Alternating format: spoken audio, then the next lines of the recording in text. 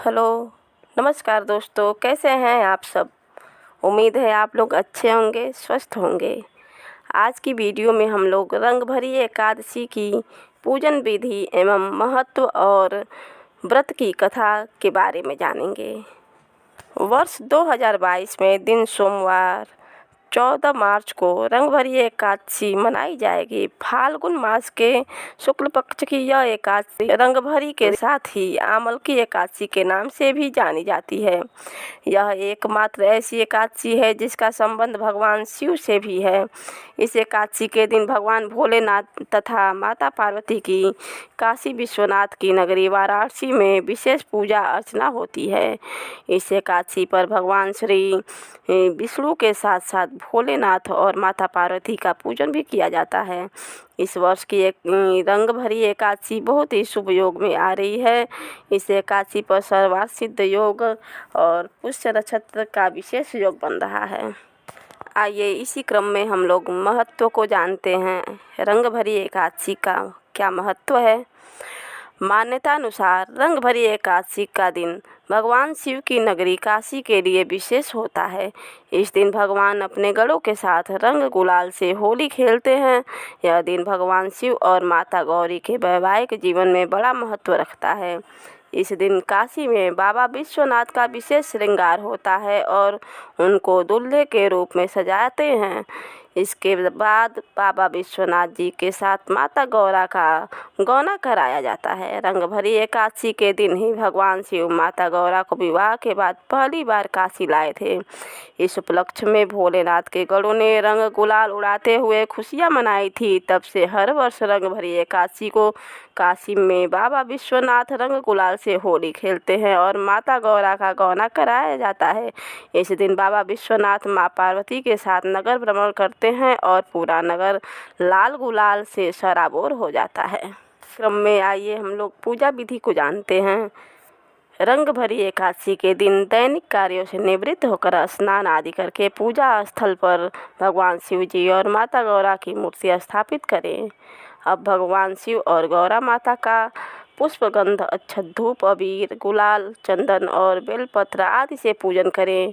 पूजा के समय माता गौरा को श्रृंगार सामग्री अर्पित करें। तत्पश्चात रंग और गुलाल अर्पित करें।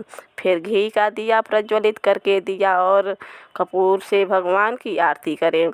ओम हम जूम सह मंत्र की कम से कम 11 माला का जाप करें। अब शिव पार्वती श्री हरि विष्णु के मंत्र स्तोत्र चालीसा का पाठ करें। रंगभरी या आमल की एकादशी का पाठ पढ़ें अथवा सुनाएं। रंगभरी एकादशी के दिन उपवास रखकर एक बार फलाहार ग्रहण करें।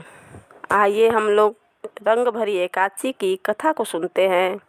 एक वैदिश नाम का नगर था जिसमें ब्राह्मण, क्षत्रिय, वैश्य और शूद्र चारों वर्ण आनंद सहित रहते थे। उस नगर में सदैव वेद ध्वनि गूंजा करती थी तथा पापी, दुराचारी तथा नास्तिक उस नगर में कोई नहीं था। उस नगर में चैतरथ नाम का चंद्रवंशी राजा राज्य करता था। वह अत्यंत विद्वान तथा धर्मी था। उस नगर में कोई भी व्यक्ति दरिद्र व कंजूस नहीं था। सभी नगरवासी विष्णु भक्त थे और आबाल वृद्ध स्त्री पुरुष एकादशी का व्रत किया करते थे। एक समय फाल्गुन मास के शुक्ल पक्ष की आमल की एकादशी आई। उस दिन राजा, प्रजा तथा बाल वृद्ध सबने हर्षपूर्वक व्रत किया। राजा अपनी प्रजा के साथ मंदिर में जाकर पूर्ण कुंभ स्थापित करके धूप, दीप, नैवेद्य, पंचरत्न आदि से धात्री का पूजन करने लगे और इस प्रकार स्तुति करने लगे। हे धात्री, तुम ब्राह्मण स्वरूप हो, तुम ब्रह्मा जी द्वारा उत्पन्न हो और समस्त पापों का नाश करने वाले हो। तुमको नमस्कार है। अब तुम मेरा अर्घ स्वीकार करो। तुम रामचंद्र जी द्वारा सम्मानित हो। मैं आपकी प्रार्थना करता हूँ, अतः आप मेरे समस्त पापों का नाश करो। उस मंदिर में सबने रात्रि को जागरण किया। रात के समय वहाँ एक बहेलिया आया जो अत्यंत पापी और दुराचारी था। वह अपने कुटुंब का पालन जीव हत्या करके किया करता था। भूख और प्यास से अत्यंत व्याकुल वह बहेलिया इस जागरण को देखने के लिए मंदिर के एक कोने में बैठ गया और विष्णु भगवान तथा एकादशी महात्म्य की कथा सुनने लगा। इस प्रकार अन्य पुरुषों की भांति उसने भी सारी रात जाग कर बिता दी। प्रातःकाल होते ही सब लोग अपने अपने घर चले गए तो बहेलिया भी अपने घर चला गया।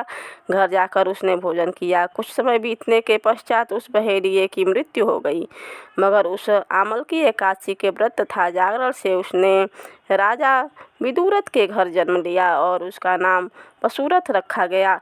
युवा होने पर वह चतुरंगिनी सेना के सहित तथा धन धान्य से युक्त होकर 10,000 ग्रामों का पालन करने लगा। वह तेज में सूर्य के समान, कांति में चंद्रमा के समान, वीरता में भगवान विष्णु के समान और क्षमा में पृथ्वी के समान था। वह अत्यंत धार्मिक, सत्यवादी, कर्मवीर और विष्णु भक्त था। वह प्रजा का समान भाव से पालन करता था। दान देना उसका नित्य कर्तव्य था। एक दिन राजा शिकार खेलने के लिए गया। दैव योग से वह मार्ग भूल गया और दिशा ज्ञान न होने के कारण उसी वन में एक वृक्ष के नीचे सो गया। थोड़ी देर बाद पहाड़ी मलेच्छ वहाँ पर आ गए और राजा को अकेला देखकर मारो मारो शब्द करते हुए राजा की ओर दौड़े। मलेच्छ कहने लगे कि इसी दुष्ट राजा ने हमारे माता पिता, पुत्र, पौत्र आदि अनेक संबंधियों को मारा है तथा देश से निकाल दिया है, अतः इसको अवश्य मारना चाहिए। ऐसा कहकर वे मलेच्छ उस राजा को मारने दौड़े और अनेक प्रकार के अस्त्र शस्त्र उसके ऊपर फेंके। वे सब अस्त्र शस्त्र राजा के शरीर पर गिरते ही नष्ट हो जाते और उनका वार पुष्प के समान प्रतीत होता। अब उन मलेच्छों के अस्त्र शस्त्र उल्टा उन्हीं पर प्रहार करने लगे, जिससे वे मूर्छित होकर गिरने लगे। उसी समय राजा के शरीर से एक दिव्य स्त्री उत्पन्न हुई। वह स्त्री अत्यंत सुंदर होते हुए भी उसकी भ्रुकुटी टेढ़ी थी।